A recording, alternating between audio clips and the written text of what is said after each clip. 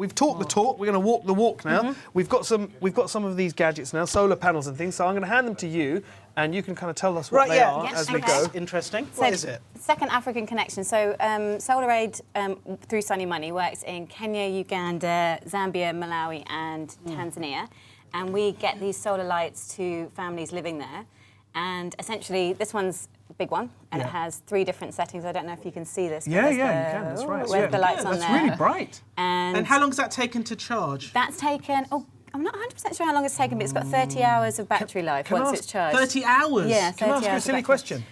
Where are the solar panels? The solar panels down here. Oh, right. So, I see. You've hidden it behind the I've hidden them. sofa. I've got them here. Oh, okay, so you have to attach something So to this that. one needs you to attach the all right, solar so panel. That's much better. Leave So, that yeah, sitting so in the sun. That sits in the sun, and then Charges it charge up. it out in the daytime, and then come in the evening, and you've got that. That's that really, light. really good. And I think on its lowest one, I think it's 45 hours. I think with this one. 45 hours of light. That's amazing. And this so this is his little brother, isn't it? Basically, this is a Dinky. It's a different company, but it's essentially they've got the panel just integrated into the light. So you stick it on the roof in the morning, and in the night time you've got a light. That's phenomenal. That's brilliant. It's amazing how much we take for granted the basics like light, because you see so many documentaries coming from Africa and various other parts of the world where, in order for kids to study, they they literally are studying on next to street lights if possible. That's what they're using. This is one we made earlier, isn't it? This is one we made earlier. This is the old-fashioned version. So they'd have some sort of paraffin kerosene in here, stick a wick in the top and light it, and so you not only have a really dim light to study over, but it also releases toxic fumes, and so they call indoor air pollution the silent killer. And this much contribution of the indoor air pollution, which is also cook stoves as well, but it kills, I think, I might get this slightly wrong, but 4.3 million a year. And so if you imagine a child studying over that, they're obviously inhaling those fumes.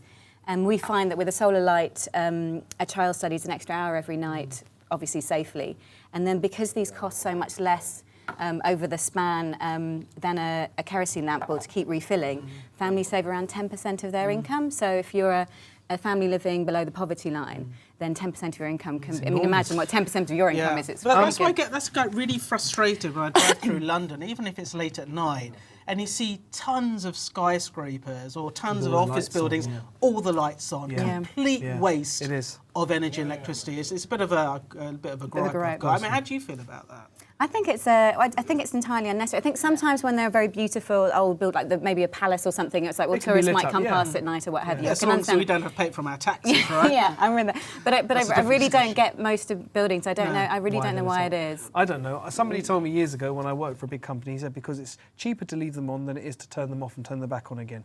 But I think that's a load of rubbish. I think that's a load of rubbish. I think it's a load of rubbish. It's laziness. Automatic ones. Doing the practical side of things. yes, So we we've got a need the lead mobile as well. phone here.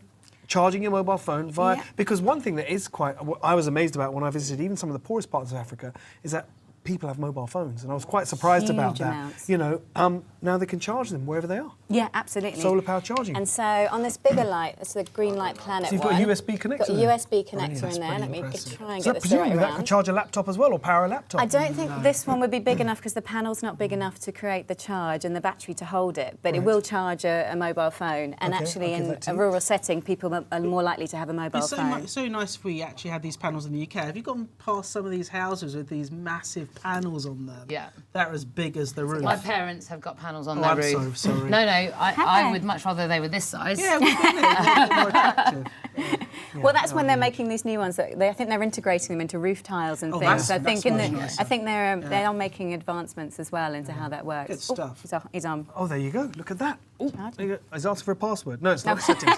There you go. Look, proof positive, if we can get a close-up of that it's charging from the sun.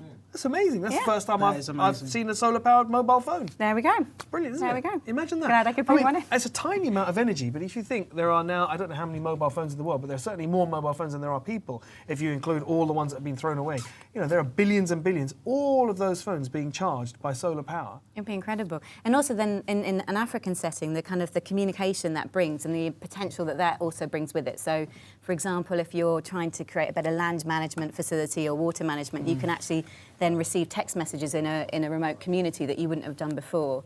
Or if you are trying to find, I think, like the grain prices or the price of fish, I think they've done, all sorts of different organisations have wonderful schemes to enable things via technology. And obviously, if you've got the power then to charge it, mobile phone banking now on phones in Kenya as well, which is kind of leapfrogging. M-Pesa, that's right. They're leapfrogging technology. So with the mobile phones and hopefully now with the solar energy as well. We had a feature A question I got for you is, do you feel that we're going to be using a lot more of this technology here in this country? Because there is a need for it, because we are wasting a lot of energy, and I'm not sure, and I suppose people don't even realise that sometimes you have appliances and lights on in the home, which really add cost unnecessarily to our bills. Do you think this will take on here? I think so. There's definitely been a huge rise in solar energy in the UK over the last few years. And I think that there's been all sorts of tariffs that have helped that, and I think some of them might be coming to an end. I'm going to be talking too far out of my comfort zone at the moment, but I think that the solar energy is certainly here to stay. I think we're definitely seeing those costs have come down hugely, and of course, as we're kind of moving to a low carbon economy, we're going to have to move to these things.